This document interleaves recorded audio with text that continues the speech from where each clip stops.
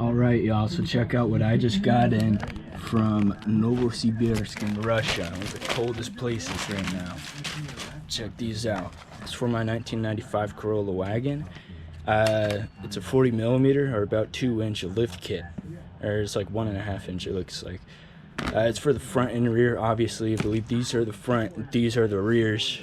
I had to look at mine because they sell some that they look like this, but these two are pulled right here. It looks super wacky. That might be for the geoprism, or actually that wouldn't make sense coming from Russia. Probably just for a lower model, like maybe the 1.6. I don't know, because mine came with the 1.8, even though it unfortunately has a 1.6 now.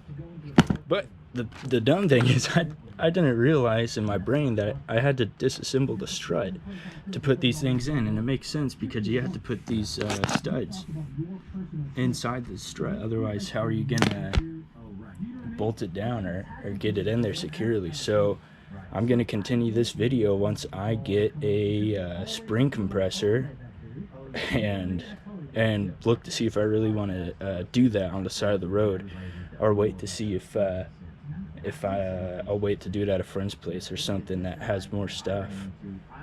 Check this out, the old mini bike. What am I doing? I'm doing a lot of stuff to it right now. I got a big old checklist. Check that ROV chain out, gold on gold. This stuff's pretty pricey, so I'm waiting to put it on until I'm done, or put it on after I'm done like screwing around with it. Yeah, I got a lot of nicer stuff. This thing's gonna be a mud monster. The only issue is the 1.5 inches of clearance between the sprocket and whatever ground. So, excuse the mess. That's gonna be interesting, because I mean, really, how low can you corner with it like that? And also, you may see this. I don't know if anyone can guess what that's gonna be. You'll see it. Peace.